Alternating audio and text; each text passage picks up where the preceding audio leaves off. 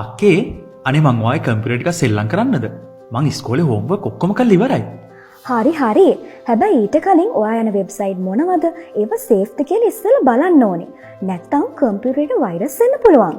මොනවද අක්කේ වෛරස් කියන්නේ? ඒව නිසා කම්පියුටරේ ලෙඩ වෙනවද? ඒව නිකන් බැලුව බැලමට ඇත්ත ගේම්ස් වගේ නැත්නම් ඇප් එකක් වගේ තමයි තියෙන්නේ. දැක ගමන් ක්ලික් කරලා ඕපන් කරලා බලන්න තමයි හිතෙන්නේ.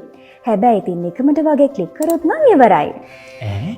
ඒ කියන්නේ කම්පියුටරේ කැඩිලාම යනවද? ආයෙ යූස් කරන්න බැරි විදියටම? ඒකත් මාර සීන් එකක් නේ. මාරයි තමයි. මේ වෛරස් අඩුවක් මිටියක් අරගෙන කම්පියුටර් එකට ඩැමේජ් කරන්නේ නැහැ. ඒ වුණාට ඒකට පුළුවන් කම්පියුටරේ තියෙන අපේ data, පින්තූර, documents හැම දෙයක්ම වගේ මකලා දාන්න. එහෙමද? ඕ, ඒ හින්දා හොඳට මතක තියාගන්න. ඊට පස්සේ කම්පියුටරේ වැඩ කරද්දී, ගේම් ගහද්දී එක එක හිත හදගන්න ඒවා හරි බය හිතන ඒවා හරි මතුණාට ඒව ක්ලික් කරන්න යන්න එපා හොඳේ. නෑ අක්කේ. ඔන්න මං නම් ඔයක වැඩ කරන්නේ නෑ. මොන හරි තේරෙන්නේ නැති දෙයක් තිබ්බොත් ඔයාගෙන් අහන්නම්කෝ. very good මල්ලි. ඔයා දන්නවද ඉන්ටර්නෙට් එකේ පරිස්සමෙන් ඉන්න හැටි කියලා දෙන ඒ වගේ කරදර වුණාම අපිට උදව් කරන හිතවතී කියලා සේවාවකුත් තියෙනවා. හිතවතී? ඔව් මල්ලි. හිතවතීට කතා කරාම එයාලා උපදෙස් ලබා දෙනවා ඉන්ටර්නෙට් එකේ අපි කොහොමද පරිස්සම් වෙන්නේ කියලා.